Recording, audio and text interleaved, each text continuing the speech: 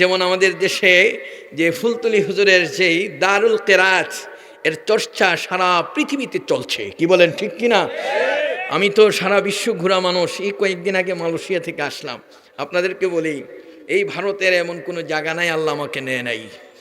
সেই দারুল কেরাত যেখান থেকে সূচনা হয়েছে, যেই জায়গা থেকে শুরু হয়েছে, সেটা হলো আপনার হযরতে ফুলতলি রহমাতুল্লাহ আলাইহি হুজুরের সেই শ্বশুরালয় যে জায়গাটা পাশেই, সেই জায়গার মধ্যে আপনার যে বুরাক নদী, এই বুরাক নদীর পাড়ে যে মসজিদটা আছে, সেই মসজিদ থেকে প্রথম সূচনা হয়েছে। সেখানে তিনি স্বপ্নে দেখে প্রথম দারুল কেরাত শুরু করেছিলেন। সেই জায়গায় আমি জুমার নামাজ পড়ালাম, পড়ানোর পর হুজুর এই যে নদীটা দেখতেছেন, হ্যাঁ দেখলাম। এই নদীটা খালি ভেঙে যেত। যখন ফুলতলি হুজুর এখানে আসছেন, আসার পরে আমরা হুজুরের কাছে আবেদন করছি, কান্না করলাম, হুজুর কি করব। তখন হুজুর একটা চিঠি লিখে বললেন, এটা দিয়ে আস। পানিতে ফেলে আসছে, এরপর থেকে আর এই নদী ভাঙ্গে নাই। এটা আমার দুই চোখ দিয়ে দেখা। সেই জায়গায় আমি মাহফিল করে আসছি, সেই শিলচর অনেক বড় ইসালে সব মাহফিল হয় ফুলতলি হুজুরে। আজকে এই জন্য আপনাদেরকে বলি, বাস্তব দেখা জিনিস আর এমনি শোনা জিনিস দুইটা বেশ কম আছে কিনে বলেন। দারুল কেরাতের সূচনা হয়েছে, এটা শুধুমাত্র ব্যক্তির কারণে নয়, এটা স্বয়ং নবী মুহাম্মদুর রাসূলুল্লাহ সাল্লাল্লাহু আলাইহি ওয়াসাল্লামের ইশারায় হয়েছে। জোরে বলেন না সুবহানাল্লাহ। আপনারা ইন্টারনেট সার্চ করে দেখেন, ডক্টর গেরিন মিলান, যার ইতিহাস হলো সে 40 বছর পর্যন্ত বাইবেল চর্চা করছে। বাইবেল চর্চা করার পরে তার মাথায় ঢুকেছে কোরআনের কতটা ভুল আছে, এই ভুলগুলি আমি তুলে ধরব। আমি ভুলগুলি ধরার জন্য যখন কোরআন নিয়ে গবেষণা করলাম, পুরো কোরআনটা নিয়ে গবেষণা করে এই আয়াতটাই যখন আমার মাথায় ঢুকলো, আমি সাথে সাথে কলেমা পড়ে মুসলমান হয়ে গেছি। আর একটু যেন বলেন না সুবহানাল্লাহ। আমার বন্ধুদেরকে বলতে চাই, সূরাতুন নামলের প্রথম যে আয়াতটা, তাসিন তিলকা আয়াতুল কুরআনি ওয়া কিতাবিম মুবিন। যেন বলেন না সুবহানাল্লাহ। স্পষ্ট কিতাব। আল্লাহ রাব্বুল আলামিন বলেন, এই যে কোরআন, এই কিতাবটা আমি দান করেছি, তিলকা আয়াতুল কিতাবি ওয়া কুরআনিম মুবিন। আল্লাহ রাব্বুল আলামিন এত সুন্দর করে বলে দিলেন, স্পষ্ট সেই কিতাব কোরআনে কারীম আজকে আমাদের কাছে আছে কি নাই? আরেকটু জোরে বলতে হবে, আছে কি নাই? আরো জোরে বলেন, আছে কি নাই? সারা পৃথিবীতে আজকে কোরআন নিয়ে গবেষণা চলছে। এই কোরআনের প্রতিটা আয়াত আজকে তথ্য মানুষের কাছে স্পষ্ট হয়ে যাচ্ছে। তারা বুঝতে পেরেছে, শান্তি যদি পেতে হয়, পৃথিবীতে মধ্যে যদি জীবনযাপন সুন্দর করে করতে হয়, এই পৃথিবীর মধ্যে যদি ভালোভাবে বাঁচতে হয়, একটা কিতাবের অনুসরণ করতে হবে, সেটার নাম হলো কোরআন। সেটার নাম কি? আরেকটু জোরে বলেন না কি? আরো জোরে বলেন কি? আল্লাহ নবী বলেন, মান ক্বারাআল কুরআন ফাকান্নামা ইউনাজি রাব্বাহ। এই পৃথিবীর মধ্যে যে ব্যক্তি কোরআন শরীফ তেলাওয়াত করে, সে যেন কোরআন পড়ে না, আল্লাহর নবী ঘোষণা দিয়ে দিলেন, সে আমার আল্লাহর সাথে গোপনে গোপনে কথা বলে। কার সাথে কথা বলে? আরেকটু জোরে বলেন না, কার সাথে? আরো জোরে বলতে হবে, কার সাথে? আমার আল্লাহর সাথে আপনি গল্প করছেন, কথা বলতেছেন। আসেন, আপনি আল্লাহর সাথে কিভাবে কথা বলছেন? কোরআন দিয়ে আপনি কথা শিখে যান। দৈনিক 5 ওয়াক্ত নামাজের মধ্যে আমি দাঁড়িয়ে যাই, যখন আমি তেলাওয়াত শুরু করি, আলহামদুলিল্লাহি রাব্বিল আলামিন, কি পড়ি কি পড়ি না? কি সকলের সূরা ফাতিহা জানা আছে? কার কার জানা আছে একটু হাত উঁচু করে দেখান তো দেখি। মাশাআল্লাহ, নারায়ে তাকবীর। আল কোরআনের আলো, আল হাদিসের আলো, তাফসীরুল কোরআন মাহফিল, নারায়ে তাকবীর। আল্লাহ কবুল করুক, বলেন আমিন। ও বন্ধুরা আমার, এই পৃথিবীতে আল্লাহ রাব্বুল আলামিন এই কোরআনে কারীমটা আমাদেরকে দিয়েছেন, কত চমৎকার। আল্লাহর সাথে আমি কথা বলছি, আমার আলোচনাটা শুরু করতে চাচ্ছি, আল্লাহর সাথে আমি কথা বলবো। কোরআনে কারীম কিভাবে কথা বলতে পারে? আল্লাহ রাব্বুল আলামিন যখন কোনো বান্দা সূরা ফাতিহা তেলাওয়াত শুরু করে, আলহামদু শব্দমুখে উচ্চারণ হয়েছে, আরশ থেকে আল্লাহ রাব্বুল আলামিন ডাক দিয়ে বলেন, মানিল হাম, তুমি কার প্রশংসা করছো বলো দেখি। আমি সাথে সাথে ওই অবস্থার মধ্যে বলি, লিল্লাহ, আল্লাহ তোমার প্রশংসা আমি করছি। কার? আরেকটু জোরে বলেন, কার? আরো জোরে বলতে হবে কার? আল্লাহ রাব্বুল আলামিন আবার ডাক দিয়ে বলেন মানিল্লাহ, আল্লাহকে বলো দেখি। আমি প্রশ্নের জবাব দেই, রব্বিল আলামিন, সমস্ত জগতের যিনি রব তিনি হলেন আমার আল্লাহ। তিনি কে? আর একটু জোরে বলেন কে? তিলকা আয়াতুল কুরআনি ওয়া কিতাবিম মুবিন হুদান ওয়া বুশরা লিল মুমিনিন। জোরে বলেন না সুবহানাল্লাহ। মুমিনদের জন্য আল্লাহ সুসংবাদ দিয়েছেন। সুসংবাদটা কি? এই কোরআনে কারীম যখন কারো কাছে থাকবে, কোরআন যখন তেলাওয়াত করবে, কোরআনের কারণে ওই মানুষগুলির ভাগ্য পরিবর্তন হয়ে যাবে, জীবন পরিবর্তন হবে, ভাগ্যের চাকাটা ঘুরে যাবে। জীবনের যেই জায়গায় যাবে, যেখানে যাবে, ওই মানুষটা পৃথিবীর শ্রেষ্ঠ মানুষে পরিণত হবে। আরেকটু জোরে বলেন না সুবহানাল্লাহ। এই পৃথিবীতে এই জন্য বিজ্ঞানের অগ্রসরতা যত বেড়েছে, আল্লাহর কোরআন বোঝা তত সহজ হয়ে যাচ্ছে। আরেকটু জোরে বলেন না সুবহানাল্লাহ। আমরা আজকে পৃথিবীর যে সমস্ত তথ্যগুলি খুঁজে দেখি, আমার যুবকদের কাছকে বলে যায়, আসো তাফসীর থেকে তুমি সেগুলি নিয়ে যাও। এত চমৎকার তথ্য আল্লাহ দিয়ে দিলেন। আমরা ভাবতেছি আজকে লেটেস্ট এই যে সুন্দর মোবাইল ফোন দিয়ে কথা বলছি, এই মোবাইল ফোন এটা কি নতুন না পুরাতন? বলেন তো দেখি। নতুন। এই যে হুজুর বলছেন নতুন, আমি বলবো দেখেন, আমার আল্লাহ রাব্বুল আলামিন ১৫০০ বছর আগে তার বন্ধুকে যখন মেরাজে নিয়ে যাচ্ছে, তখন ওই অবস্থার মধ্যে সুন্দর করে সিদরাতুল মুনতাহা পাড়ি দিয়ে উপরে যাবেন। জিব্রাইল বলে, আগার এক্সরে মোয়ে বরতর ফুরাম ফুরুগে তাজাল্লি বসুদাত ফুরাম, আমি যদি এক চুল পরিমাণ উপরে ওঠার চেষ্টা করি, আমার ৬০০ পাখা সহ জ্বলে পড়ে সারখান হয়ে যাবে, আমি যেতে পারবো না। আমি যাবো কি হবে? হুজুর আপনার জন্য লিফট আসতেছে। লিফট, আজকে লিফটের আবিষ্কার আমার নবীর মেরাজকে গবেষণা করে হয়েছে। জুড়ে বলেন না সুবহানাল্লাহ। রাসূল একা যাচ্ছেন, হঠাৎ করে রিং বেজে উঠছে, ক্রিং ক্রিং করে। কে? আল্লাহর হাবিবের সাথে আবু বকর সিদ্দিক কথা বলতেছেন। জোরে বলবেন না সুবহানাল্লাহ। তাহলে এত দূরে যদি বিনা তারে কথা বলা যায়, কেন মোবাইল দিয়ে কথা বলা যাবে না? কি বলেন, ঠিক না বেঠিক? আপনি আসেন, আজকে মুমিনদের জন্য সুসংবাদটা কি? কোরআনে কারীম আল্লাহ কি দিয়েছেন? আমার আল্লাহর হাবিব মেরাজে গেলেন, সেখানে যাওয়ার পরে আল্লাহ তার বাড়িতে নিয়ে গেলেন, কই কাছে আসো, আরও কাছে আসো। রাসূলকে কাছে নিয়ে বসালেন। বসানোর পরে সুন্দর করে, আমাদের দেশে কিছু মুফাসসিরিনে কেরাম আছে যারা মুস্কি হাসি দিয়ে আপনাদের সামনে এসে তাফসির করে, সুন্দর করে তাফসির শোনায়। তারা বলে আল্লাহর সাথে আমার নবীর সাথে কখনো দেখা হয় নাই। এটা কি আমরা মানব? আসতে বললেন কেন মানব? আরো জোরে বলেন কি মানব? এই ফুলতলি সিলসিলার ইতিকাদ বিশ্বাস হলো শুধুমাত্র আমার আল্লাহ তার হাবিবের সাথে দেখা করে নাই, আমার আল্লাহর সাথে সরাসরি আমার নবীর সাথে মুলাকাত হয়েছে। কি কথা বলেন, ঠিক না বেঠে? আপনি নাসাই শরীফ খুলে দেখেন, কি চমৎকার কথা, কি সুন্দর। রাসূল বলছেন, ইন্নী রাআইতু আযজা ওয়া জাল্লা বিআহসানি সুওয়ার, আমি শুধু আল্লাহকে দেখি নাই, সর্বোত্তম আকৃতিতে আমি আল্লাহকে দেখেছি। আসেন আপনি তাফসীর খুলতে গিয়ে, আল্লাযীনা ইউমিনুনা বিল গায়বি ওয়া ইউকিমুনাস সালাত। যিনি বলেন না সুবহানাল্লাহ। এই আয়াতের তাফসীরের মধ্যে গায়েব কাহাকে বলে? গায়েবের প্রথম ব্যাখ্যা লেখছে ১৪০টা তাফসীরের মধ্যে গায়েব মানে হলো আল্লাহ, গায়েব মানে হলো ফুলসিরাত, গায়েব মানে হলো জান্নাত, গায়েব মানে হলো জাহান্নাম, গায়েব মানে হলো কবর।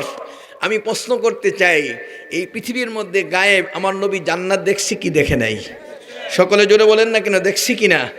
রাসূল সাল্লাল্লাহু আলাইহি ওয়াসাল্লাম জাহান্নাম দেখছি কি দেখে নাই?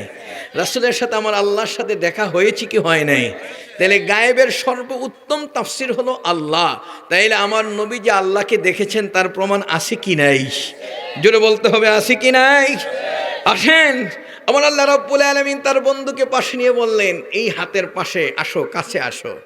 সুম্মা দানা ফাতাদাল্লা ফাকানা কাবা কাউসাইনি আও আদনা। আরো কাছে আসো, বন্ধুকে পাশে নিয়ে এখন বললেন, বন্ধু তোমার কি লাগবে একটু বলো দেখি।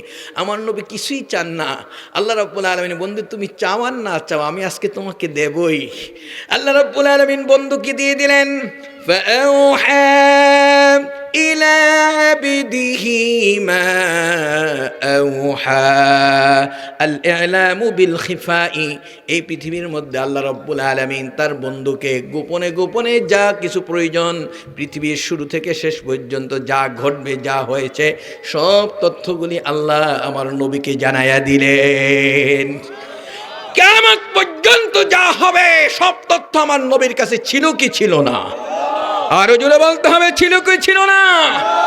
উতিতু ইলমাল আউয়ালিন ওয়াল আখিরিন, আগের এবং পরের সব জ্ঞান আল্লাহ আমার নবীকে আল্লাহ দান করেছেন।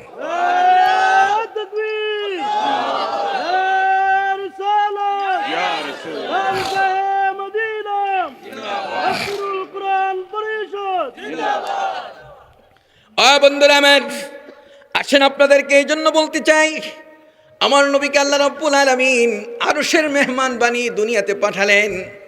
আবু জাহেল প্রশ্ন করছে, তুমি কোথায় গিয়েছো? আমি বাইতুল মুকাদ্দাসে গিয়ে নামাজের ইমামতি করে আল্লাহর আরশে গিয়েছি। কয় বলো তো দেখি বাইতুল মুকাদ্দাসে কয়টা দরজার কয়টা জানালা? আমার নবীকে আমি তো দরজা জানালা গনি নাই, মসজিদে তো ইমামতি করছি। কয় দরজা জানালা গনো নাই? কয় না। তাহলে তুমি যাওই নাই? কয় না, আমি গিয়েছি। আল্লাহর নবী কোনোদিন মিথ্যা কথা বলেছে? আসতে বলেন কেন, বলেছে? সঙ্গে সঙ্গে আবু জাহেল এই কথাটা প্রত্যাখ্যান করে ফেলেছে। আমার নবী বিপদে পড়ে গেলেন, আমার আল্লাহ ডাক দিল, বন্ধু চিন্তা করো না, আমি তোমার পাশে আছি। জোরে বলেন না সুবহানাল্লাহ। বিপদের বন্ধু কে? সব সময় আমার পাশে আছে কে? সব সময় আমার পাশে থাকবে কে? কি বিশ্বাস হয় আপনাদের? সে আল্লাহকে বাদ দেওয়া যাবে? মাইনাস করা যাবে? বন্ধুরা আমার, এই জন্য আপনাদের খেদমতে বলবো, যারা এখানে বসা আছেন, আমার নবী হলেন রহমাতুল লিল আলামিন আর আমার আল্লাহ হলেন রব্বুল আলামিন। জোরে বলেন না সুবহানাল্লাহ।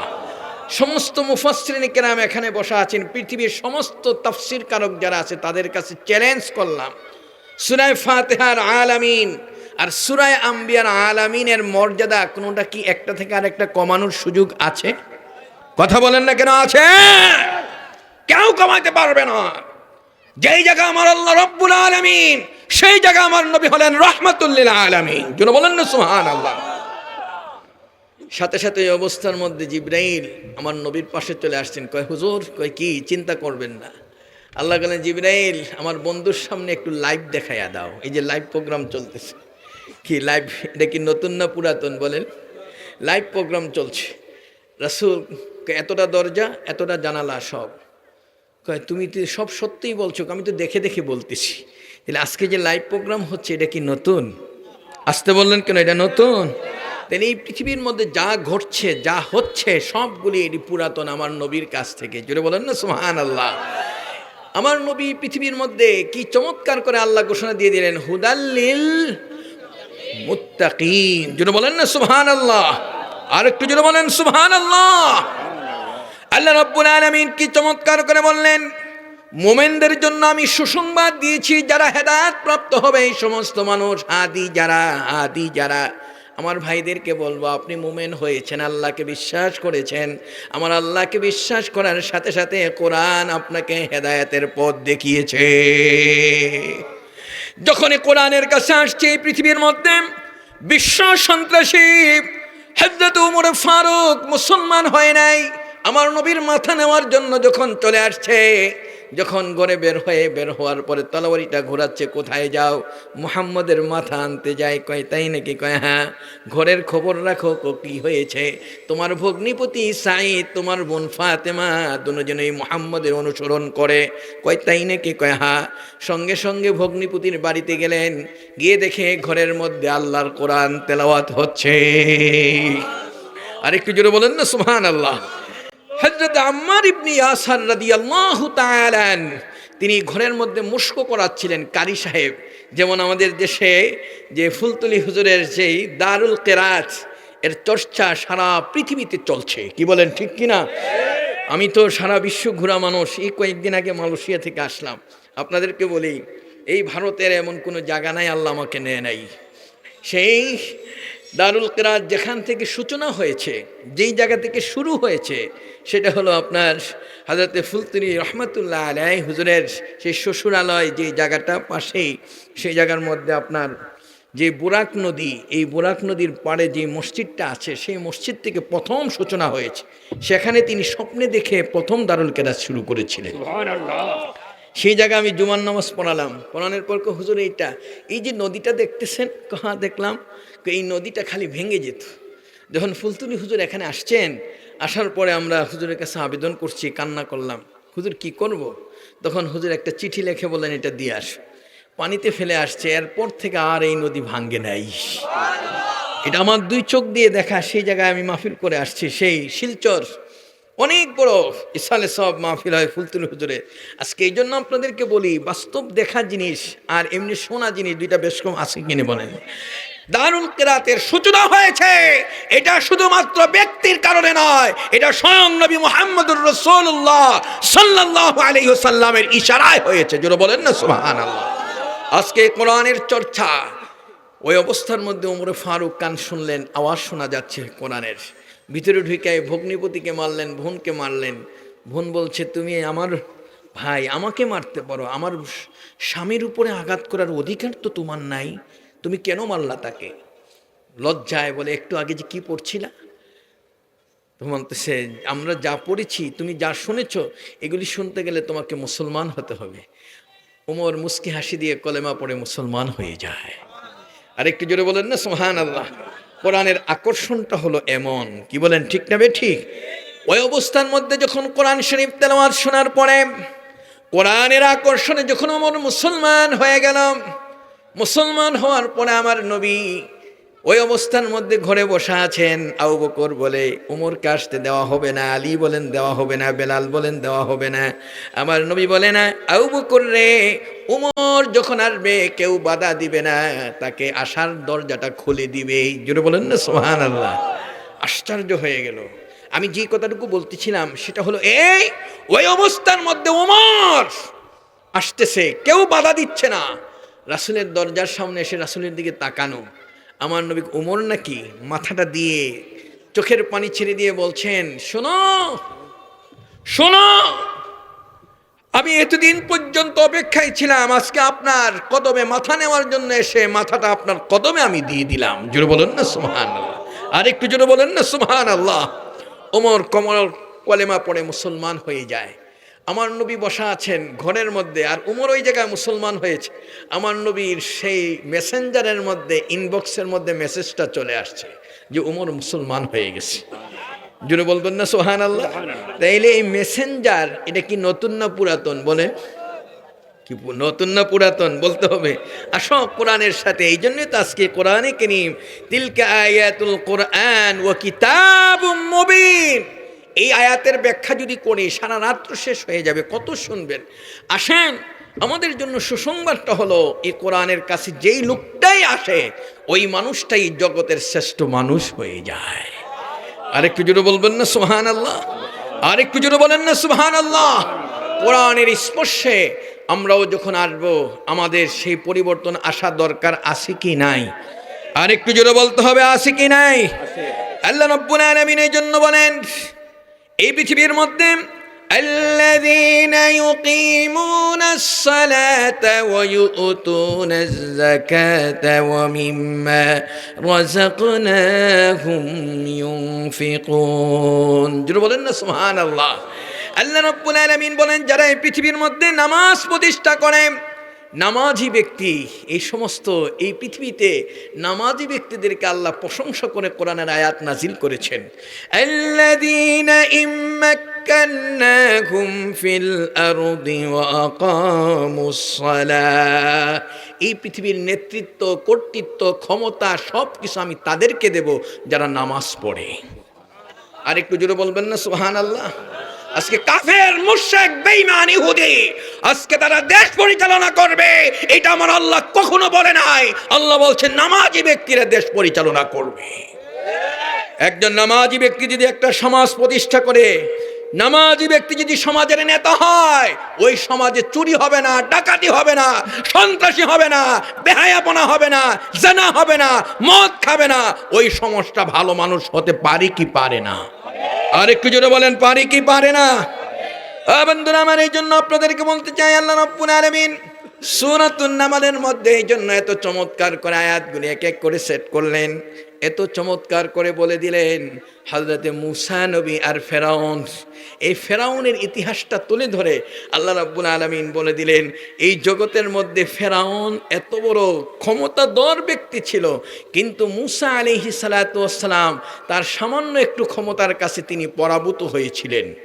ঠিক কি কথা বলেন, ঠিক না বেঠিক? ঠিক মূসা আলাইহিস সালাতু ওয়াস সালাম সুন্দর করে তার বাহিনী নিয়ে গেলেন, পিছনে হলো নদী নীলনদ, আর সামনে হলো ফেরাউনের সৈন্যরা আসছে, আসতেছে। আসার পরে মূসা নবী এখন ভাবলেন যে আমি কি করব এখন। আল্লাহকে, মূসা তোমার হাতের যে লাঠিটা আছে এটা দিয়ে নদীতে আঘাত করো। নদীর মধ্যে যখন আঘাত করলেন, আঘাত করার সাথে সাথে ভিআইপি রোড, পিচ ডালাই রাস্তা 12টা হয়ে গেল। সুবহানাল্লাহ। নদীর মধ্যে কয়টা রাস্তা হয়েছে? 12টা ইসনা সাড়ে ইসনা আশারা, 12টা রাস্তা হয়ে গেছে 12টা দলের জন্য। নকিব ছিলেন 12টা, রাস্তা হয়েছে কয়টা? 12টা। আরো জোরে বলতে হবে কয়টা? মূসা নবী তার সৈন্য নিয়ে 12টা দল নিয়ে বের হয়ে ওই পারে চলে গেলেন। রাস্তা তো হয়ে আছে, ফেরাউন চিন্তা করছে এটা বাপদাদার দিনের রাস্তা, এই রাস্তা দিয়ে আমাকেই যেতে হবে। যাবে, আল্লাহ কয় ওমা কারু ওমা কারাল্লাহ ওয়াল্লাহু খাইরুল মাকিরিন। আল্লাহ কয় আমি তোমাদেরকে ছাড় দেই, ছেড়ে দেই। কি কথা কি বুঝতে পেরেছেন? আল্লাহ কি দেন, কিন্তু ছেড়ে দেন না। সময় মতো টেট্টা বাপে সেটটা কত। এখন ফেরাউন এসে দেখে যে এত সুন্দর রাস্তা যখন হয়েই আছে, মূসা নবী যখন যাইতে পারছে, আমি তো এর আগে যাইতে পারবো, আমার ক্ষমতা আছে। যখন সকলকে নিয়ে সৈন্য নিয়ে যখন উঠলেন রাস্তার মধ্যে, নদীর মাঝামাঝি গেছে, আস্তে করে রাস্তা নাই, সব পানির নিচে। এখন ইঁদুর যেরকম পানি খাইতে খাইতে শেষ হয়, সব পানিতে গেছে। আমার আল্লাহ রাব্বুল আলামিন ফেরাউনের অবস্থা হলো এই যে ওই অবস্থার মধ্যে কাহে মাটির জন্য, পানির জন্য, মাছের জন্য, কুমিরের জন্য, সমস্ত কীট পতঙ্গের জন্য আল্লাহ বলে দিলেন এই লাশ তোমরা কেউ খাবে না। জোরে বলেন না সুবহানাল্লাহ। আর একটু জোরে বলেন সুবহানাল্লাহ। আনা রাব্বুকুমুল আলা। ফেরাউন দাবি করেছে আমি বড় খোদা। আজকে খোদার চিত্র হলো বাঁচার উপায় নাই, পানি খেয়ে মরতেছে। কি বলেন, কথা ঠিক না ঠিক? এই জগতের মধ্যে যারা আল্লাহর সাথে বিরুদ্ধাচরণ করছে তাদের শাস্তি এরকম হয়েছে কি হয় নাই? আসতে বললেন কেন, হয়েছে কি হয় নাই? ইতিহাস রচনা হয়েছে, নবীর সাথে যারা বেয়াদবি করেছে নবীদের সাথে, তাদের ইতিহাস হলো এই। ওই মুহূর্তটার মধ্যে ফেরাউন পানি থেকে এরকমভাবে পরের দিন আস্তে করে যখন মরা লাশ, কিয়ামত পর্যন্ত আল্লাহ নোটিশ দিয়ে দিলেন এই ফেরাউনের লাশ এটা জাতির জন্য শিক্ষা হয়ে থাকবে। যত ফেরাউন এই পৃথিবীর মধ্যে দেশ শাসন করতে গিয়ে মানুষের উপরে জুলুম করেছে, অত্যাচার করেছে, অবিচার করেছে, তাদের শাস্তি এমন হবে, এই শাস্তির ঘোষণা দিয়ে আল্লাহ তার ইতিহাস রেখে দিলেন। জোরে বলেন না সুবহানাল্লাহ। আর একটু জোরে বলেন সুবহানাল্লাহ। আমার বন্ধুদেরকে বলবো, যুবকদেরকে বলবো, আজকে দেশকে আপনি শাসন করবেন। আল্লাহ রাব্বুল আলামিন কোরআনে ঘোষণা দিয়ে দিলেন ওয়াহুশিরা লিসুলাইমান জুনুদুহু মিনাল জিন্নি ওয়াল ইনসি ওয়াত তাইরি ফাহুম ইউজাউন। আসেন, কি চমৎকার করে বললেন, একটা দেশ রক্ষা করার জন্য 3টা বাহিনী লাগে। কয়টা? আর একটু জোরে বলতে হবে কয়টা? 3টা। একটা হলো পদাতিক বাহিনী, একটা হলো নৌবাহিনী, একটা হলো বিমান বাহিনী। এখন বলবেন হুজুর পাইলেন কোথায়? তাফসীর দেখেন, ওয়াহুশিরা লিসুলাইমান জুনুদুহু মিনাল জিন্নি ওয়াল ইনসি ওয়াত তাইরি ফাহুম ইউজাউন। তার 3টা বাহিনী ছিল। একটা হলো জিন জাতি, এই জিন জাতি হলো নৌবাহিনী, আর ইনস হলো তার পদাতিক বাহিনী, আর ছিল আপনার তৈর মানে পাখি ছিল, এটা হলো বিমান বাহিনী। জুড়ে বলুন না সুবহানাল্লাহ। তাইলে একটা দেশ রক্ষা করার জন্য কয়টা বাহিনী লাগবে? 3টা। আসতে বললেন কেন, কয়টা? 3টা। আরো জোরে বলেন কয়টা? 3টা। এই 3টা বাহিনী তিনি গঠন করলেন। এই সমস্ত বাহিনীর প্রধান হবে পদাতিক বাহিনী থেকে। এই জন্য দেশের প্রেসিডেন্ট আপনি শহীদ জিয়াউর রহমান বলেন, এরশাদ বলেন, অমুক বলেন, সমক বলেন, এই পদাতিক বাহিনী থেকে প্রেসিডেন্ট হয়েছে। কি বলেন, ঠিক না ঠিক? এই দেশের ইতিহাস, এটা কোরআনের তাফসীর। ওই অবস্থার মধ্যে নবী সুলাইমান আলাইহিস সালাতু ওয়াস সালাম তিনি হলেন প্রেসিডেন্ট। আর 3টা বাহিনী গঠন করার পরে সব বাহিনী দিয়ে দেশ পরিচালনা হচ্ছে, দেশ রক্ষা হচ্ছে, সারা পৃথিবীর বাদশাহ তিনি। জোরে বলবেন না সুবহানাল্লাহ। সমস্ত এই পৃথিবীর সমস্ত জগৎকে তিনি শাসন করতে গিয়ে তার কথায় আপনার বাতাস থেমে যেত, পাখি উঠত, পিপিলিকা তার কথা শুনতো, সমস্ত প্রাণীগুলি তার কথা শুনতো। জোরে বলেন না সুবহানাল্লাহ। হযরত নবী সুলাইমান আলাইহিস সালাতু ওয়াস সালাম এত বড় জ্ঞানী ছিলেন, এত বড় পণ্ডিত ছিলেন। وعلمناه صنعة لبوس لكم لتحصنكم من بأسكم فهل أنتم شاكرون যেটা বলেন না সুবহানাল্লাহ। আল্লাহ রাব্বুল আলামিন নবী সুলাইমান আলাইহিস সালাতু ওয়াস সালামের ইতিহাসগুলি তুলে ধরলেন। তার বাবার নাম ছিল হযরত দাউদ। কি ছিল? আরেকটু জোরে বলেন কি নাম? দাউদ হযরত দাউদ আলাইহিস সালাতু ওয়াস সালাম। একদিন একটা মহিলা আসছে, যেহেতু ঘটনার সাথে সম্পৃক্ত, এসে বলে, হুজুর কই কি? আমার এই যে বাচ্চাটা, এটা আমার সন্তান। যেই মহিলা বলতেছে না এটা আমার সন্তান, দুইজনে মিলে একটা বাচ্চাকে নিয়ে ঝগড়া করছে। যার কলিজার টুকরা জন্ম দিয়েছে যে, সে প্রমাণ করে নিতে পারতেছে না। তখন দৌড়ে চলে গেছে হযরত দাউদ আলাইহিস সালাতু ওয়াস সালামের কাছে।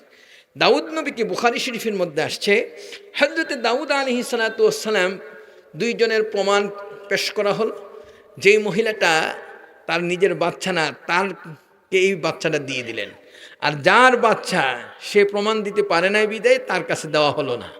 এখন সে কাঁদতেছে, আমার বাচ্চাটা নিয়ে যাচ্ছে, আমার সন্তানটাকে নিয়ে যাচ্ছে, আমি কি করব? নবী সুলাইমান ছিলেন তখন ছোট একজন মানুষ। যাওয়ার পরে বলতেছেন, হুজুর এই অবস্থা, কাঁদতেছো কেন? আপনার বাবা যে বিচার করছে, এই বিচারে তো আমার কলিজার টুকরা সন্তান, এটাকে আরেকজনকে দিয়ে দিয়েছে। কয় তাই নাকি? কাহা বিচার এরকম হয়েছে? কাহা। সঙ্গে সঙ্গে মহিলাকে ডাকলেন। মহিলাকে ডেকে এনে বাবার সামনে, বাবা কি বিচার করেছেন? এই বিচার। আমি এটার বিচার করব, আপনি বিচার করা লাগবে না। জোরে বলবেন না সুবহানাল্লাহ। সুবহানাল্লাহ। আমি বিচার করব, সামনে রাখলেন। কি করব, কিভাবে বিচার? ওই যে দুজন মহিলাকে পাশে বসালেন। বসানোর পরে যেই মহিলার বাচ্চা আর যেই মহিলার বাচ্চা না, দুজনকে প্রমাণ পেশ করতে বললেন। পেশ করার পরে দেখা যায় যেই মহিলার বাচ্চা না, তার প্রমাণ খুব মজবুত। তখন নবী সুলাইমান বলেন, এদিকে আসো, প্রমাণ কোনো দরকার নাই, ছুরি হাতে নাও। ছুরিটা হাতে নিয়ে আসতে করে বললেন, এই ছুরি দিয়ে তাকে জবাই করবে বাচ্চাটাকে। যখনই নবী সুলাইমান এই কাজটা করার জন্য দিলেন, যেই মহিলার বাচ্চা, সেই মহিলা করছে কি, ছুরিটাকে রেখে বাচ্চাটাকে গলার সাথে জড়িয়ে ধরে কান্না শুরু করে দিয়েছে। আর যেই মহিলার বাচ্চা না, তাকে যখন ছুরি দেওয়া হলো, সে গলার মধ্যে সাথে সাথে ছুরি লাগাই দিচ্ছে। ঠাস করে ধরলেন নবী সুলাইমান, রাখো। তখন বললেন, বসো, প্রমাণ হলো এই বাচ্চা তোমার না, এটা তার, দিয়ে দাও। জোরে বসাতে হবে, না হয় তাকে শাস্তির সম্মুখীন হতে হবে, পিটানি খাবে, আঘাত খাবে, শাস্তির সম্মুখীন হবে, এতে কোনো আদালতে বিচার পাবে না। জোরে বলবেন না সুবহানাল্লাহ। এখন বলবেন, হুজুর আপনি মন গড়া তাফসীর করতেছেন, আসেন কোরআনের তাফসীর। فقال ما لي لا أرى الهدهد أم كان من الغائبين لأعذبنه عذابا شديدا أو لأذبحنه أو ليأتيني بسلطان مبين। যেটা বলেন না সুবহানাল্লাহ। তোমার শাস্তি তিনটা। কেন? তুমি অনুপস্থিত ছিলা, এই জন্য তোমাকে শাস্তি দেওয়া হবে, কঠিন শাস্তি। আযাবান শাদীদা আউলা আযবাহান্নাহু আউলা ইয়াতিনি, তোমাকে হত্যা করা হবে। 2 নম্বর হলো দেশান্তর করা হবে, তোমাকে পিটানি হবে। 3টা শাস্তি কোরআন দিয়ে দিচ্ছে। জোরে বলেন না সুবহানাল্লাহ। এই জন্য কোনো শিক্ষক উস্তাদ যদি কোনো মাদ্রাসায়, কোনো স্কুলে যদি কোনো ছাত্রকে পিটায়, ওই অবস্থায় যদি কোনো বাবা মা কোনো আপিল করে, মনে করবে তার কপালটা সে শেষ করেছে, তার কপাল শেষ করেছে, তোমার ছেলেটাকে তুমি ধ্বংস করেছো। এই পৃথিবীর মধ্যে কোরআনের তাফসীর হলো এই, শাস্তির সম্মুখীন হওয়ার সাথে সাথে তুমি বলবে কেন অন্যায় করেছো, অন্যায়ের শাস্তি তুমি ভোগ করবে, এটাই তোমার শাস্তি, এখানে আমার কোনো কথা নাই। কি বলেন, কথা ঠিক না ঠিক? তাইলে ওই সন্তান সোনার সন্তান হবে। আর যদি আপনি বাবা আদরের সন্তান, ওস্তাদ মেরেছে, ওস্তাদের উপরে আপনি ধিক্কার দিয়ে কথা বললেন, আঘাত দিয়ে কথা বললেন, তুমি জানো না ওস্তাদের সাথে এই ছাত্রের সম্পর্কটা কত গভীর সম্পর্ক। এটা দুনিয়াবি সম্পর্ক, এটা হলো রুহানি সম্পর্ক। কি বিশ্বাস হয় আপনাদের? সম্পর্কটা কি? রুহানি সম্পর্ক। ওই অবস্থার মধ্যে হুদহুদ পাখি এসে ল্যান্ড করছে। কারণ দর্শক হুজুর আপনি তো জানেন না। কয় কি? আপনার এই দেশ থেকে প্রায় 12,000 কিলোমিটার দূরে একটা রাষ্ট্র আছে, সেই জায়গায় আমি গিয়ে দেখলাম সেখানে পুরুষেরা মহিলাদেরকে সেজদা করে। আসতে বলবেন নাউজুবিল্লাহ। সেই দেশের বাদশাহ যিনি, রাজা যিনি, প্রধানমন্ত্রী যিনি, তিনি একজন মহিলা। ওই মহিলাকে সেজদা করতেছে পুরুষেরা। পুরুষেরা মহিলাকে সেজদা করে। কোনো মানুষকে সেজদা করতে পারে? আসতে বললেন কেন? পারে? জোরে বলতে হবে, কি পারে? আমাদের দেশে কিছু অপদার্থ আছে, পীরের পায়ে গিয়ে সেজদায় পড়ে থাকে, কবরকে সেজদার জায়গা বানায়, কবরে গিয়ে মাথা ঠেকায়। কি আছে কি নাই? আসতে বললেন কেন? আছে কি নাই? কবর কি সেজদার জায়গা না জিয়ারতের জায়গা? পীরের পায়ে কি সেজদা করা যাবে? কোন মানুষকে মানুষ সেজদা করতে পারবে? আজকে কবরের পাশে গিয়ে তুমি জিয়ারত করবে, পীরকে শ্রদ্ধা করবে, কদমবুসি করবে। আজকে এইটা না করে যদি তুমি সেজদা করতে যাও, পীরের পায়ে মাথা ঠেকাও, ওয়াল্লাহি তুমি শিরক করেছো। তুমি এই পৃথিবীর মধ্যে মুশরিক হয়ে কবরে যাবে। কথা ঠিক না বেঠি? লাউ কুনতু আমিরান আইয়াসজুদা লিআহাদিন লাআমারতুন নিসা। আমার নবী বলছেন, যদি পৃথিবীতে কোনো মানুষকে সেজদা করার নির্দেশ দিতাম, তাইলে পৃথিবীর সমস্ত নারীদেরকে বলতাম স্বামীর পায়ে সেজদা করো। কি বলেন? কথা ঠিক না বেঠিক? তাইলে সেজদা কি করা যাবে? এই কথা বলার পরে সত্য বলছো? কহা তুমি কি সত্য বলছো না মিথ্যা বলছো? আল্লাহর কোরআন তাফসীর করছেন। ক্বালা সানানজুর আসাদাকতা আম কুনতা মিনাল কাযিবিন।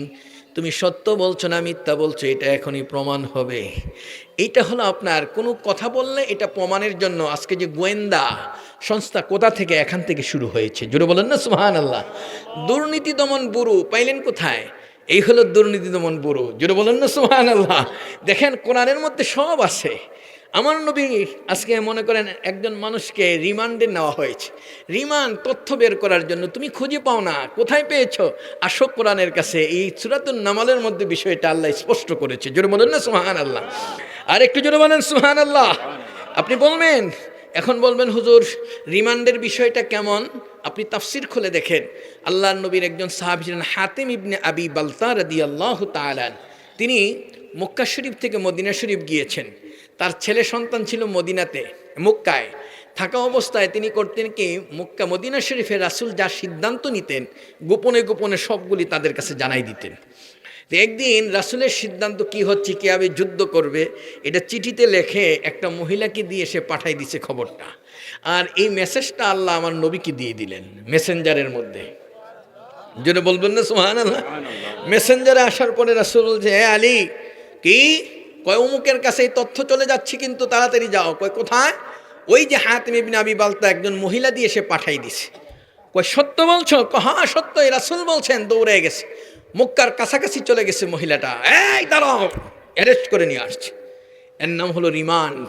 এই কোরআনের তাফসীর। জোরে বলেন না সুবহানাল্লাহ। আনার পরে হাতিম ইবনে আবি বালতা এই চিঠিটা দিয়েছে, তাড়াতাড়ি দাও। আমার কাছে চিঠি নাই। মহিলা অস্বীকার করে, আঙ্গুলটা দেখছো, এটা দিয়ে পেট ফুটা করে দেব, তাড়াতাড়ি দাও। আঙ্গুল দেখেছো? কে বলতেছেন? শেরে খুদা হযরতে কি আলীর নাম শুনছেন আপনারা? আসতে বলেন কেন? শুনছেন? কি সাধারণ মানুষ ছিলেন? কি আলী ইবনে, যাকে শেরে খুদা বলা হতো। খাইবরের যুদ্ধ শুরু হয়েছে, আল্লাহর নবী বসা, আল্লাহি লা ইয়াতি আন্নাল্লাহুর রায়াতা ইয়াউমাল গাদ। আগামী দিন এমন ব্যক্তির হাতে আমার এই লাঠিটা দেব, বর্ষাটা দেব, যার দ্বারা খাইবর বিজয় হয়ে যাবে। সকলে ভাবলেন কার হাতে যে দে। সবাই বসার পরে ভাবতেছেন, আলী চোখ বন্ধ করে, মানে চোখ উঠছে, চোখে এরকম খুলতে পারে না। কি আমাদের দেশে চোখ ওঠে না? কি আপনাদের চোখ লাল হয়ে যায়, অনেকের চোখ বন্ধ হয়ে যায়। আলী চোখ খুলতে পারতেছে না, ব্যথায় অস্থির। পরের দিন সবাই তো ভাবছে হয়তো আমাকে বলবে, ওমর বলতেছে আমাকেই তো বলবে, আবু বকর ভাবতেছেন আমাকেই বলবে। রাসূল হঠাৎ করে ডাকলেন, ইয়া আলী তাআল, এদিকে আসো। আলীকে ডেকে বললেন, আলী কি? আলী চোখ এরকম বন্ধ করে আছে। হুজুর আন্নী শাকাইতু বিআইনাইয়া, আমি চোখের অভিযোগ করছি, আমার চোখ খুলতে পারতেছি না। রাসূলকে এদিকে আসো। আসার পরে চোখের মধ্যে একটা ফু দিয়ে দিলেন। জোরে বলবেন না সুবহানাল্লাহ। ফুয়ের পাওয়ার আছে? আসতে বলেন কেন আছে? আছে। আরো জোরে বলতে হবে আছে। এই জন্য তোমাদেরকে আজকে দলিল পায় না খুঁজে যে ফু দেওয়া যে জায়েজ আছে। আল্লাহওয়ালা যারা, আল্লাহর ওলি যারা আমাদেরকে ফু দে একটু দোয়া করে, কি আছে না বলেন তো দেখি? এই আলীকে রাসূল ফু দিয়ে দিলেন। ফু দেওয়ার সাথে সাথে ওই অবস্থার মধ্যে আলী কয় ওয়াল্লাহি বিল্লাহি, আগে যতটুকু ব্যথা ছিল চোখে যা দেখতাম, আমি এখন তার চেয়ে 100 গুণে বেশি আমার চোখের পাওয়ার বেড়ে গেছে। আরো জোরে বলেন না সুবহানাল্লাহ। আমার নবী ফু দিয়ে আলীর হাতে বর্মটা দিয়ে বলেন, আগামী দিন তোমার দ্বারাই খাইবর বিজয় হবে। 3 মাস যুদ্ধ করার পরে বিজয় হচ্ছে না। হযরত আলী সুন্দর করে সেখানে গিয়ে যখন যুদ্ধ শুরু করে দিলেন, যুদ্ধ করতে গিয়ে এমন একটা পরিস্থিতি তৈরি হয়ে গেল, এমন একটা অবস্থা তৈরি হয়েছে। হযরত আলী কাররামাল্লাহু ওয়াজহাহু যুদ্ধ যখন করতে গিয়ে, যুদ্ধ চলছে, দেখলেন যে সব হাতের লাঠিটা ভেঙে গেছে। ওই কামুজ দুর্গের কপাটটাকে এরকম আল্লাহু আকবার করে ধরলেন, ধরার পরে টান দিয়ে ছিঁড়ে ফেললেন। এটা দিয়ে যুদ্ধ চলতেছে, জোরে বলুন না সুবহানাল্লাহ। মুসলমানদের বিজয় হয়ে গেল। আলীর হাতে কামুজ দুর্গের সেই কপাট। রাশিদুল 80 জন সাহাবীকে বললেন, এই কপাটটা যে আলী যুদ্ধ করলো হাতে ধরে এরকম খালি ঘুরাইছে, এই কপাটটা উঠাই নিয়ে আসো। 80 জন গিয়ে এরকম কোনা দিয়ে হাত দিয়ে টানতেছে, একটুকু উঠাইতে পারে না। আলীকে বলেন, আলী তুমি উঠাও। হুজুর আমিও তো পারি না এখন। তাইলে দেখেন ওই সময় যে শক্তি ছিল, রাসূল বললেন শেরে খোদা, এটা হলো আল্লাহর মা। আর জোরে বলেন না সুবহানাল্লাহ। নারে তাকবীর, দ্বীন ইসলাম, নারে রিসালাত, ইয়াদগারে মুর্শিদ কিবলা ফুলতলি। আমার বন্ধুদেরকে বলে যাই, বাবাজিরা আমার, আজকে যারা এখানে সুন্দর করে দেখো তথ্য গোনার জন্য, আলী আঙ্গুলটা দেখেছো, গুতা দেব, বের করো। গুতা দিয়ে বের করবো, এই জন্য পিটাইয়া ওই যে ডিম, কোন জায়গায় কথা বলে না, রিমান্ডে নিলে যে কাজগুলি করতে হয়, রিমান্ড পর্যন্ত পুলিশে নিয়ে তথ্য বাইর করে। এটা কোরআন থেকে, জোরে বলেন না সুবহানাল্লাহ। এটা সূরাতুন নামালের তাফসীর। তখন সাথে সাথে ওই অবস্থার মধ্যে হাতেম ইবনে আবি বালতার যে চিঠিটা তার নাবিন নিচে লজ্জাস্থানের পাশে এরকম রশি দিয়ে বাইন্ধা রাখছে, সেখান থেকে হাত দিয়ে বের করে নিয়ে আসছে। জোরে বলবেন না সুবহানাল্লাহ। আইনা তাকে ধরে আনার পরে এই কাজটা করলাম কেন? হুজুর আমি এই কাজটা এই জন্য করছি, আমার সন্তানগুলি মক্কা শরীফে আর আমি থাকি মদিনা শরীফে। আমি যদি তাদেরকে একটা তথ্য দেই, তাহলে হয়তো আমার ছেলেদের উপরে তারা একটু রহম করবে, মারপিট করবে না। এই জন্য আল্লাহ নবী বলেন, তাই নাকি? কাহা, তুমি বদরি সাহাবী, আল্লাহ তোমাকে মাফ করে দিয়েছে। জোরে বলবেন না সুবহানাল্লাহ। আর একটু জোরে বলেন সুবহানাল্লাহ। আসো, এই তাফসীরগুলি কোরআনে কারীমে সূরাতুন নামালের মধ্যে এত চমৎকার করে আল্লাহ করে দিলেন। ওই অবস্থার মধ্যে আল্লাহ রাব্বুল আলামিন নবী সুলাইমান আলাইহিস সালাতু ওয়াস সালামের পাশে হুদহুদ পাখি এসে বলে, হুজুর ওই মহিলা রানী বিলকিস, তাকে পুরুষেরা সেজদা করে। কয় তাই? কয় কি করা যায়? এদিকে আসো। সবাইকে ডাকছে, সবাইকে ডেকে বললেন, রানী বিলকিসের সিংহাসনটা একটা মুহূর্তের মধ্যে আমার সামনে কে এনে দিতে পারো বলো দেখি। এখন কেউ রাজি হয় না। বিমান বাহিনীর প্রধানকে বলে, তুমি পারবে? হুজুর আমি ছোট, আমি পারবো না। এত বড় 10,000 সৈন্য সহ পুরা পার্লামেন্ট হাউসটা, সংসদ ভবনটা আলগি দিয়ে উঠাই নিয়ে আসবে, এটা আমার দ্বারা সম্ভব না, আমি পারবো না। এই কে পারবে? হুদহুদ পাখিকে বললেন, আমি পারবো না। জিন জাতির প্রধান, যে নৌবাহিনীর প্রধান, তার নাম ছিল কি মনে আছে? ইফরিত। কি নাম? ইফরিত। ইফরিত। মনে থাকবে নামটা?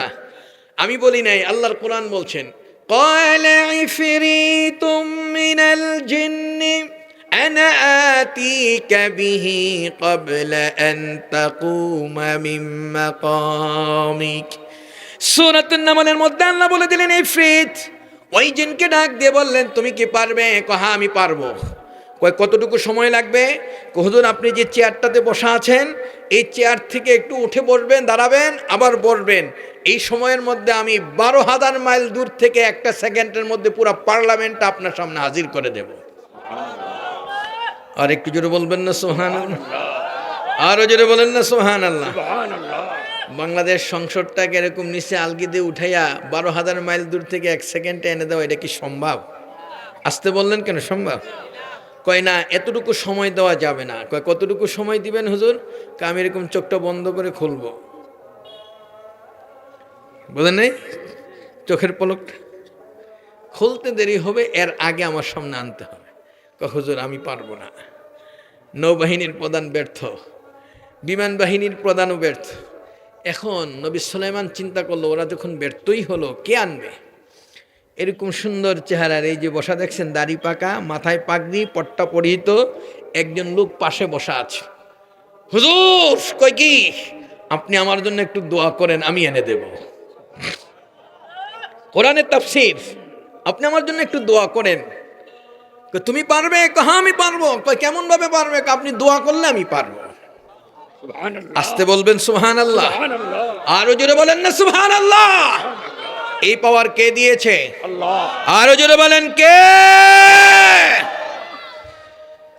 ওই অবস্থার মধ্যে নবী সুলাইমান যখন এই কথা বললেন, ওই বৃদ্ধ মানুষটা হুজুরের সামনে এসে মাথাটা নত করে বসে আছে। হুজুর আপনি আমাকে একটু দোয়া করে দেন, দোয়ার পাওয়ার আছে কি নাই? আরো জোরে বলতে হবে আছে কি নাই? ও যুবক রে, ও আমার বাবাজিরা, পৃথিবীর সব জায়গার নেট বন্ধ হয়ে যাবে।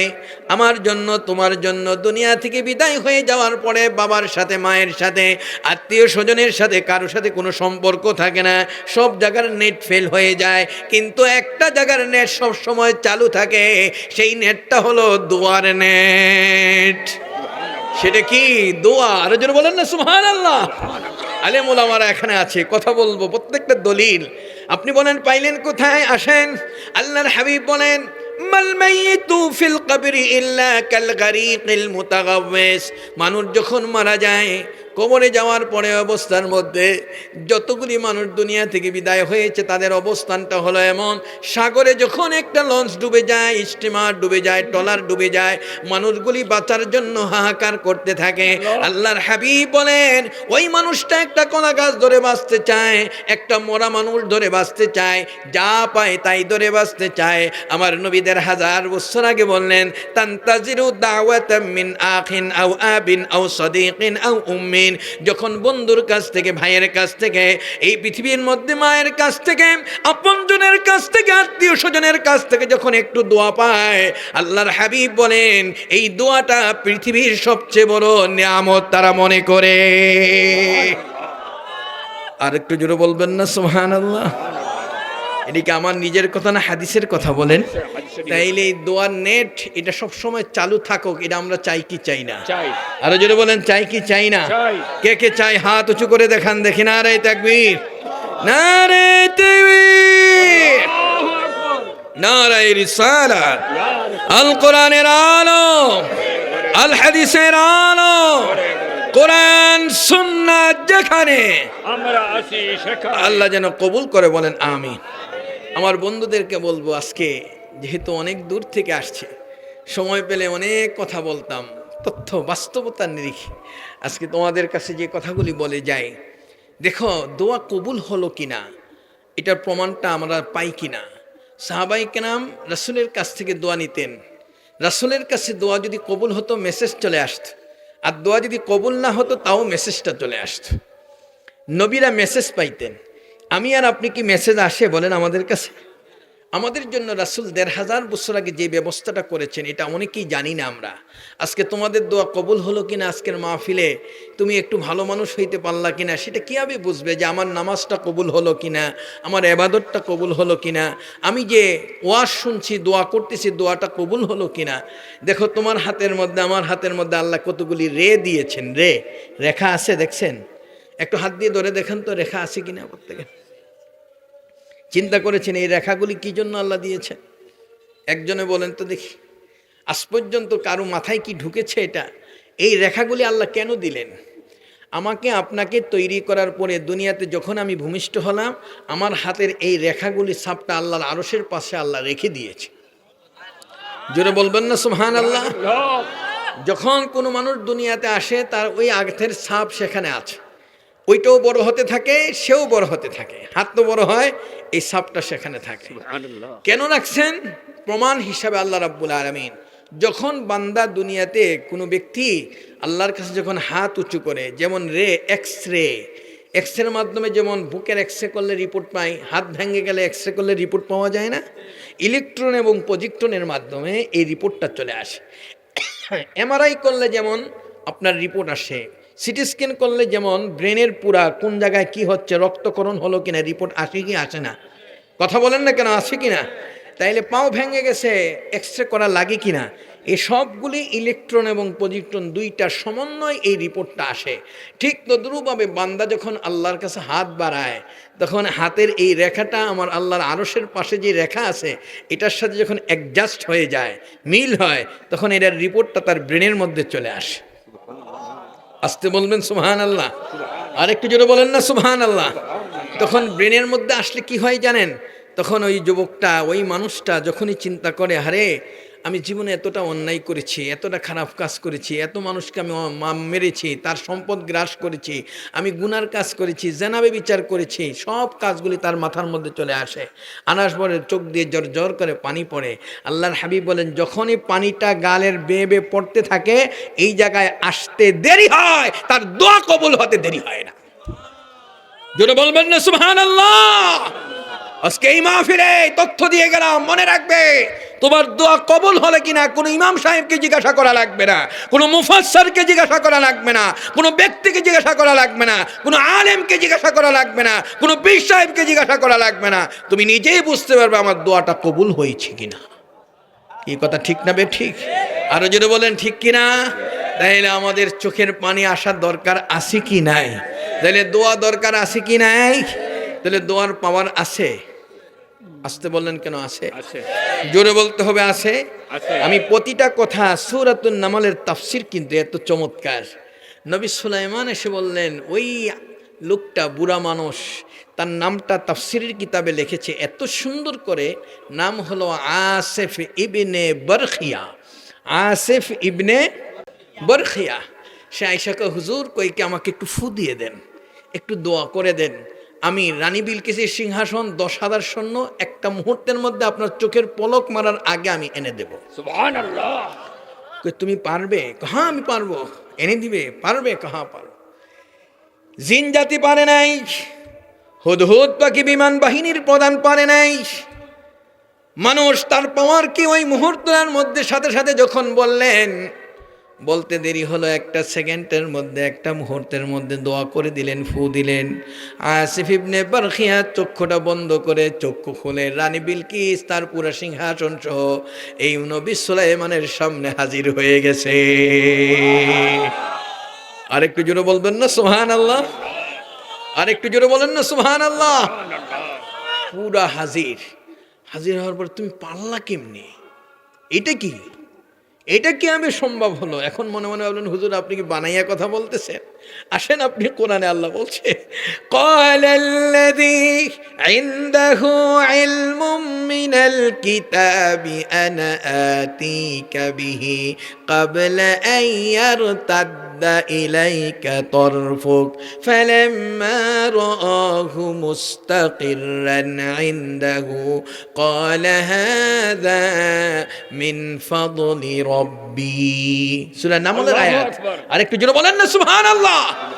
আল্লাহ রাব্বুল আলামিন যাদেরকে কিতাব দিয়েছেন, এজন্য সূরাতুন নামলের প্রথম আয়াতটা হলো তাসিন তিলকা আয়াতুল কুরআনি ওয়া কিতাবিম মুবিন। জোরে বলেন না সুবহানাল্লাহ। দেখেন কি সুন্দর তাফসীর, তাফসীরবিদ তাফসীর এত চমৎকার করে বলে দিলেন। কিতাব, এটার পাওয়ার, যাদেরকে আল্লাহ কিতাব দিয়েছেন, কিতাবের উপরে যদি আমল করে, কিতাব অনুযায়ী চলে, ওই মানুষটার পাওয়ার এমন হয়ে যায়। জোরে বলেন না সুবহানাল্লাহ।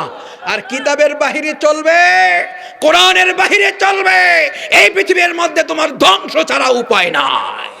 কি বলেন ঠিক কিনা?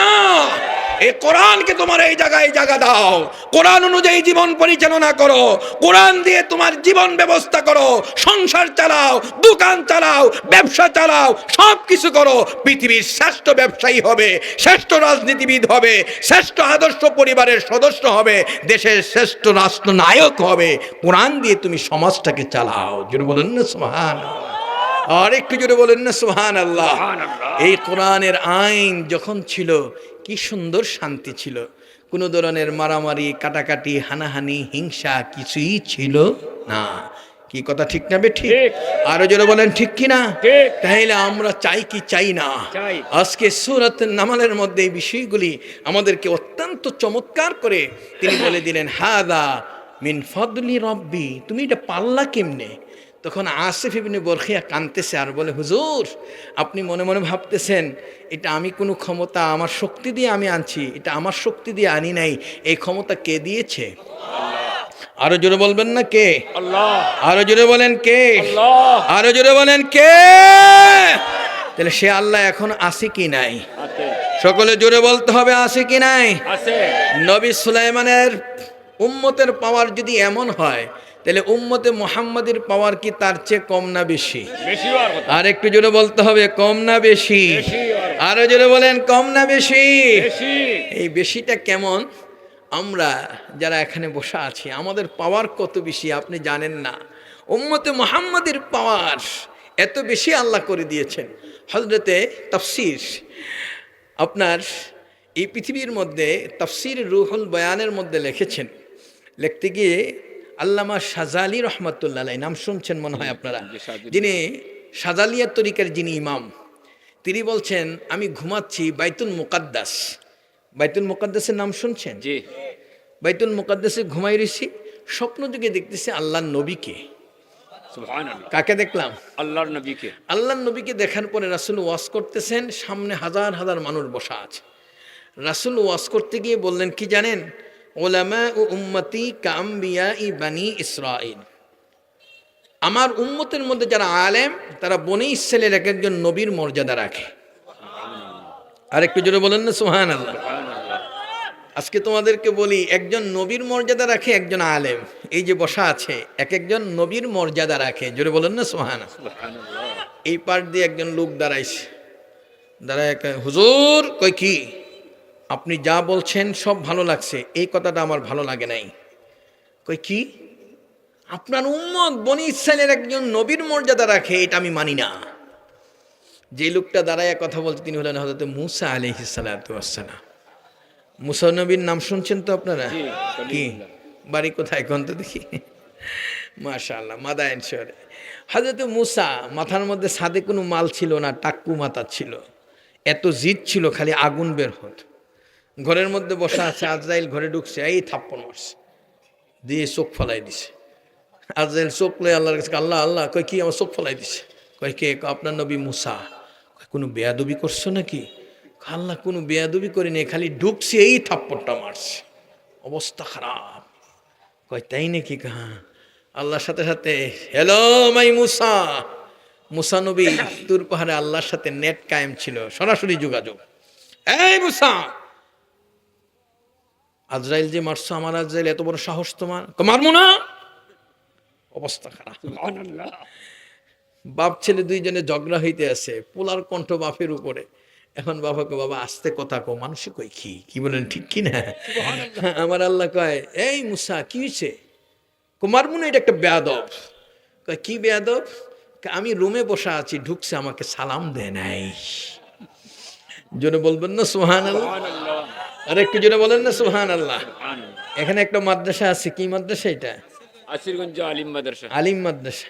দাখিলের ক্লাসে প্রথম হাদিসের যে মেশকাতুল মাসাবি কিতাবের প্রথম যে ভাবটা, এটার নাম কি বলেন? মাশাআল্লাহ, এই তো প্রমাণ পাইছেন। বাবু সালাম দিয়ে প্রথম শুরু হয়েছে। উস্তাদ ক্লাসে বসা আছে, ছাত্র যদি এরকম হামসে মাঙ্গা ডাঙ্গারে নিস ফুসফুস করে যায়, ঢুকে সালাম দেয় না, এটা বেয়াদব। বাবা বসে আছে, সামনে দিয়ে চলে গেছে, সালাম দেয় নাই, বেয়াদব। মুরব্বী বসে আছে, সালাম দেয় নাই, বেয়াদব। ঘরে গেছে উস্তাদ, বড় ভাই বসে আছে, সালাম দেয় নাই, কি? জোরে বলেন কি? থাপ্পড় দিলে কোনো আদালতে বিচার পাবে না, ওই আজরাইল থাপ্পড় খাইছে। কি কথা কি বুঝতে পারছেন? শিক্ষা মাহফিল থেকে এগুলি শিখতে হবে, কি বলেন ঠিক না বেটি? তাহলে সালাম দেওয়া লাগবে কি লাগবে না? জি। জোরে বলেন কি লাগবে কি লাগবে না? লাগবে। মুসা নবীর ঘটনা বলা উদ্দেশ্য নয়, তাফসীরের সাথে অ্যাডজাস্ট হওয়ার কারণে আমি কথাটা বলে যাচ্ছি, যেহেতু তাদের ঘটনাবলী এখানে আসছে। ওই অবস্থার মধ্যে মুসা নবী কয়, আমি সব মানি, এটা মানি না। আরে কি হয়েছে আপনার, মানেন না কেন? কয় না মানি না। আল্লাহ নবী মুস্কি হাসি দিয়ে বললেন, ওই যে দেখো একটা লোক বসা আছে, এই লোকটা আমার উম্মত, তোমাদের চেয়ে বেশি মর্যাদা রাখে। মুসা নবী কয়, এই তুমি দাঁড়াও, আমি তোমারে কিছু প্রশ্ন করবো, তুমি যদি জবাব দিতে পারো তাইলে মনে করবো যে না বনি ইসরায়েলের নবীর মর্যাদা তোমাদের আছে।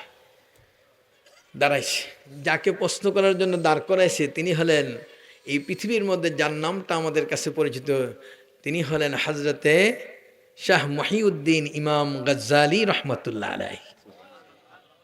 গজ্জালির নাম শুনছেন আপনারা? রহ গিয়া রসমে আজা रोहे बेलाली न रही, फलसफा रह गया तलकीन गजाली न रही, मस्जिद मरसिया खाही कोई नमाजी न रही, यानी ओ औसाफे हिजाजी न रही। আজান দেওয়ার প্রথা আছে, নাই বেলালের প্রাণের সারা, ফলসফা আর থাকলে কি হয় গজ্জালিরও শিক্ষা ছাড়া। জোরে বলবেন না সুবহানাল্লাহ। ইমাম গাজ্জালির মুসা নবীকে আমি প্রশ্ন করবো, আপনি জবাব দিন। উনি প্রশ্ন করছে একটা, উনি জবাব দিছে 10টা। কয়টা প্রশ্ন করছে? কয়টা জবাব দিছে? মুসা নবী দিয়ে এমনি মন খারাপ, আরো রাগ হয়ে গেছে। বেয়াদব, এত বড় সাহস! আমি প্রশ্ন করলাম একটা, তুমি জবাব দাও 10টা, পাইছো কোথায়? রাসূল তো বসা আছেন, মুসা নবী রাগী। হুজুর আপনি আমাকে বেয়াদব বলছেন? হ্যাঁ বেয়াদব বলছি। আমি প্রশ্ন করছি একটা, তুমি জবাব দিলা 10টা, কারণটা কি? হুজুর এটা তো আপনি আমাদেরকে শিখাইছেন, আমরা তো আপনার কাছ থেকে শিখছি। আরেকটু জোরে বলবেন না সুবহানাল্লাহ। মানে কি আপনি বড় বেয়াদব বুঝাইতে চাইছি? হুজুর এই বেয়াদবি তো আপনার কাছ থেকে শিখছি। কই কেমন? যেদিন তুর পাহাড়ে আল্লাহ আপনাকে প্রশ্ন করছিলেন, ওমা তিলকা বিয়ামিনিকা ইয়া মূসা, হে মূসা তোমার ডান হাতে কি? আল্লাহ প্রশ্ন করছে কয়টা? একটা। উনি করছে কি আল্লাহর সাথে সম্পর্ক বেশি করার লাইগা। কি কথা বোঝেন না? ওই মুহূর্তের মধ্যে প্রেমিক প্রেমিকার মধ্যে কথা চলতেছে, হ্যাঁ মাসুকে একটা কথা কয় আর উনি 10টা কয়। কি লাইগা? মহব্বত বাড়ানোর জন্য। উনি আল্লাহর সাথে সম্পর্কটা বানানোর জন্য আমার আল্লাহ রাব্বুল আলামিন জিজ্ঞাসা করছে, হে মুসা তোমার ডান হাতে কি? উনিকে ক্বালা হিয়া আসাই, আমার হাতে একটা লাঠি, আতাওয়াক্কাউ আলাইহা, আমি এটার উপরে ভর করে চলি, ও আহুশু বিহা আলা গানামি, আমি এদের ছাগলের পাতা পারি, এটা করি সেটা করি, রাত্রে লাইট জ্বালাই, সাপ মারি, শত্রু মারি, এই করি সে। কয়টা? 6টা জবাব দিছে। প্রশ্ন করছে কয়টা? জবাব দিছে কয়টা? 6টা। প্রশ্ন করছে। মুসা নবীর দিকে তাকায় কয়, হুজুর আল্লাহ যে একটা প্রশ্ন করলো আপনি 6টা জবাব দিলেন কেন? আপনি জানেন না আমি আখিরি জামানার নবীর উম্মত, আমাদের পাওয়ার বেশি? আপনার খবর নাই? আপনি একটা প্রশ্ন করেছেন যেন আমি 10টা জবাব দিয়েছি। আর যদি বলেন না সুবহানাল্লাহ, বলেন ঠিক না? সব জায়গার গোড়া এক জায়গায়। চরসিনার হুজুর একজন মুরিদ ছিল, নাম হলো নুরুদ্দিন। এই লোকটা পাসপোর্ট হারাই ফেলছে, সৌদি আরব গিয়ে কাঁদতেছে, এমন কান্না, বাড়িতে আসতে পারবে না। তখন মসজিদে নবীর দারোয়ানরে বলছে যে আমি তো পাসপোর্ট হারাই ফেলছি, টাকাও নাই পয়সা নেই, আমি যাবো কীভাবে? আর অনেক আগের কথা। উনি করছি কি, কয় রাত্রে 3টার সময় বাংলাদেশি একজন শায়েক আসে, তুমি সেখানে যাবে, তার কাছে যে মনের কথা বলবে। সে যায় খুব কান্নাকাটি করে যে বলছে, বলার পর হুজুর তার দিকে তাকাইয়া বলেন, বসো। ফজরের নামাজের আজান হচ্ছে, আজানের সময় চোখ বন্ধ করো। মসজিদে নববীর মধ্যে আজান চলতেছে, আশহাদু আল্লাহ ইলাহা, 2বার বলার পর আশহাদু আন্না মুহাম্মাদুর রাসূলুল্লাহ, চোখ খুলবা না।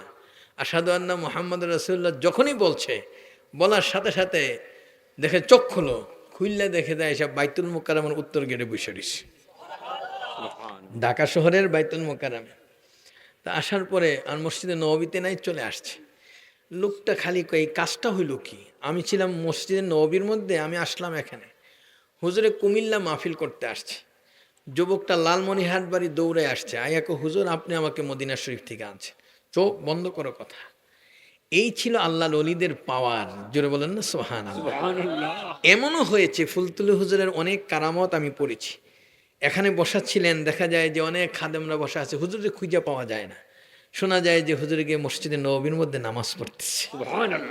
আর জোরে বলেন না সুবহানাল্লাহ। এই হলো আল্লাহর ওলিদের এই ক্ষমতা কে দিয়েছে?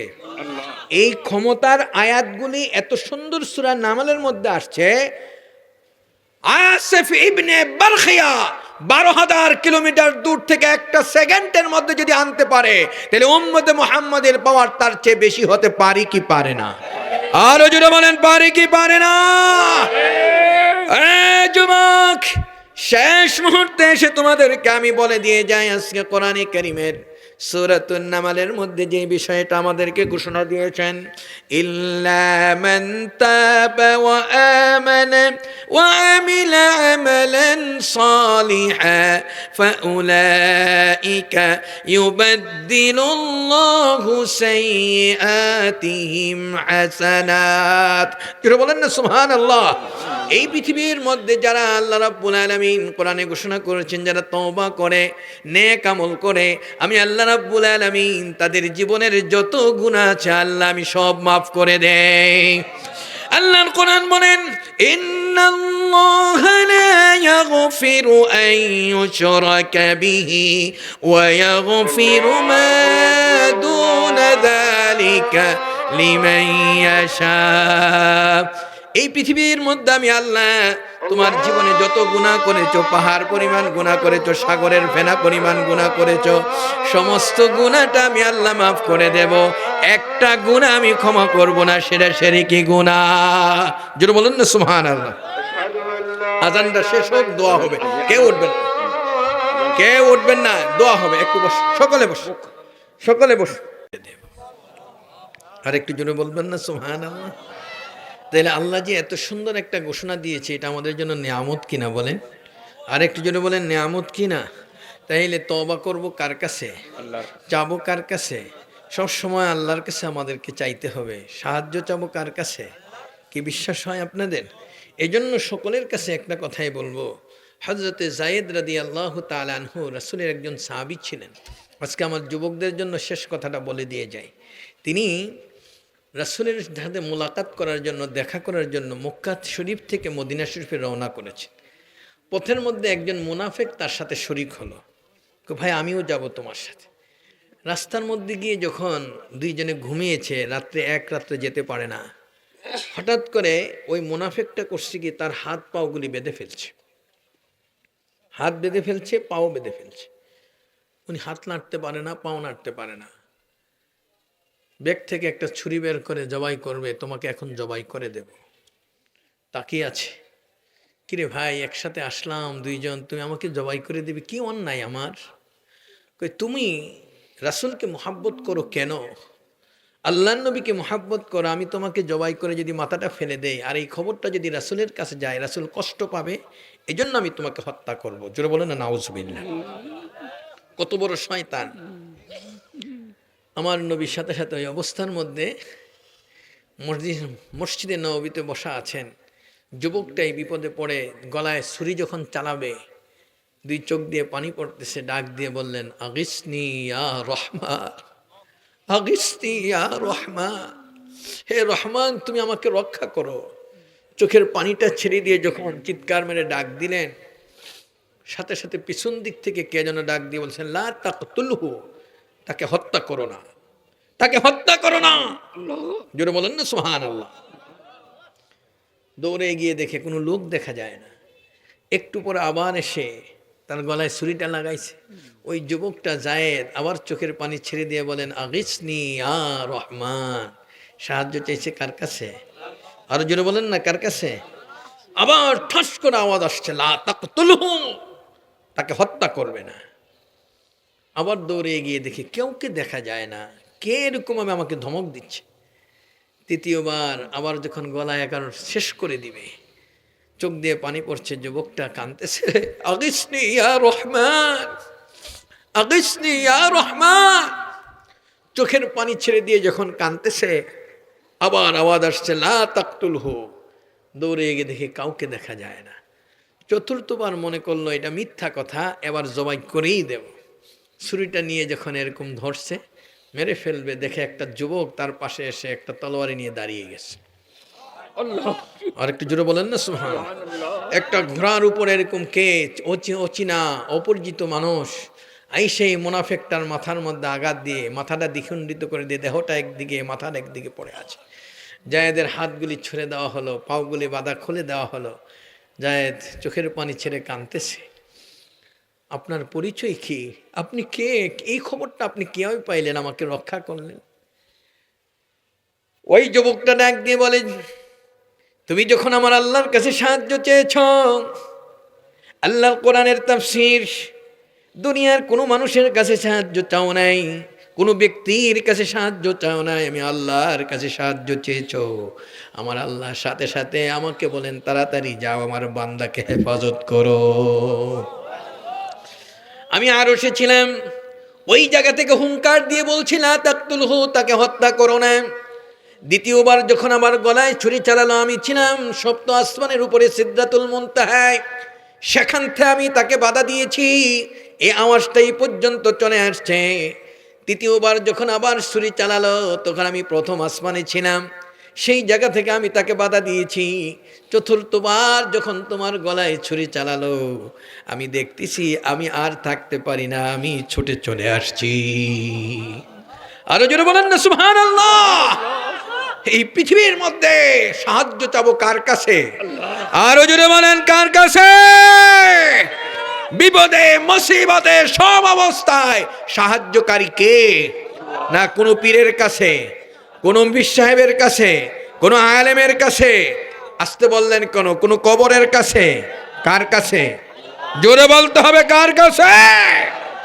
এইটা বিশ্বাস করেন কে কে? একটু হাত উঁচু করে দেখান দেখি। নারায়ে তাকবীর, নারায়ে তাকবীর। আমাদের সিলসিলার এই ফুলতলি সাহেব কিবলা রহমাতুল্লাহ আলাইহির এই ফুলতলি সিলসিলার, বদরপুরি সিলসিলার, এই ফুরফুরা সিলসিলার মূল মন্ত্র হলো শিরক মুক্ত ইবাদত, বেদাত মুক্ত ইবাদত। কি বলেন ঠিক কিনা? আমরা কারো সামনে পৃথিবী একদিকে চলে যেতে পারে, কিন্তু বাতিলের সামনে আমরা মাথা নত করতে পারি না। কি বলেন ঠিক কিনা? তুমি যেই দল করো না কেন, কোনো আপত্তি নাই, তোমার মনে যা চাই তুমি তাই করো, কিন্তু একটা দল, সেটা হলো তুমি আল্লাহওয়ালা হবে, আল্লাহর বন্ধু হবে, ভালো মানুষ হবে, মুসলমান হয়ে কবরে যাবে। এদিকে আমরা রাজি আছি? কে কে রাজি আছি? হাত উঁচু করে দেখান। নারায়ে তাকবীর, নারায়ে রিসালাত, সিলসিলায়ে ফুলতলি, নারায়ে তাকবীর। আল্লাহ কবুল করুক, বলেন আমিন। যেহেতু সময় শেষ হয়ে গেছে আমার, মানে শুরু হলো ওয়াজ শেষ, তারপরে আমরা যারা আছি এখানে, এই জন্য সকলকে ধন্যবাদ মোবারকবাদ জানিয়ে এখানেই শেষ করছি। আল্লাহ যেন আমাদের সকলকে কবুল করে নেয়। আগামী দিন সকাল 6টায়, আগামী দিন সকাল 6টায় আমি আল্লাহর ঘরে যাব। উমরার ফ্লাইট 6টার দিকে, এই জন্য আমি আর দেরি করতে পারতেছি না। আমি ছুটতেও পারি না, আমি সারা দেশে ঘোরা লাগে। তো এই যে কয়েকদিন আগে মালয়েশিয়াতে ছিলাম, এরপরে আপনার সিঙ্গাপুরে, বিভিন্ন জায়গায় অনেক দেশে যেতে হয়। তো আপনাদের দোয়া সর্বোপরি, বাস্তবমুখী কথা আজকে মানুষ শুনতে চায়, যে খুব ভালো লাগছে তাফসির কোরআনের, এটা আমার খোরাক। আমি যেই সময় হাফেজ হয়েছি 9 বছরের সময়, এখন যদি মনে করেন শুধু কোরআন দিয়ে তাফসির করব, আমাকে হুজুর বলছে যে একটু আগে যে এই আয়াতে তাফসির করা লাগবে সূরাতুন নামল, হুজুর এখানে আছে, এর কোনো সমস্যা নেই। কোরআনের যে কোনো আয়াত যে কোনো জায়গা থেকে আল্লাহ আলহামদুলিল্লাহ, আল্লাহ নিয়ামত দিয়েছে, বলেন না আলহামদুলিল্লাহ। যদি বলেন যে হুজুর বুখারী শরীফ দিয়ে ওয়াজ করবেন, সারা রাত বুখারী শরীফ দিয়ে চলবে। যদি বলেন যে কিচ্ছা কাহিনী করবেন, কোনটা শুনবেন আপনি, সব চলবে, বলেন না আলহামদুলিল্লাহ। এই জন্য আমার অত্যন্ত প্রাণের প্রিয় মানুষ ছিলেন ফুলতলি হুজুর। আমি সতপুর কামেল মাদ্রাসায় যখন আলোচনা করতে আসছি, আমাকে দেখে বলে যে তুমি ছোট্ট মানুষ মুহাদ্দিস হয়ে গেছো, ছোট্ট মানুষ মুহাদ্দিস হয়ে গেছো। আমাকে দোয়া করছে। আজকে এই বদরুজ্জামান রিয়াদ, উসমান গনি সালেহি, বড় বড় আলেম ওলামা যে সব আমার ছাত্র, ওরা এই কথা বলছেন। 25 বছর চাকরি করি শর্ষিনা মাদ্রাসা, ওদেরকে 8-10 বছর পড়াইছি, 1-2 দিন না, অনেক বছর। বলবেন না আলহামদুলিল্লাহ? আলহামদুলিল্লাহ। যেহেতু আমাদের কণ্ঠ বিক্রি করার জন্য নয়, আমরা শুধুমাত্র একটু খেদমতের জন্য, আল্লাহ যেন আমাদের সকলকে কবুল করে নেয়, বলেন আমিন। সকলের কাছে দোয়া আছে, আল্লাহর ঘরের মেহমান হয়ে যাচ্ছি, আল্লাহ যেন কবুল করে, আপনাদের সালাম যেন রাসূলের রওজায় পৌঁছে দিতে পারি।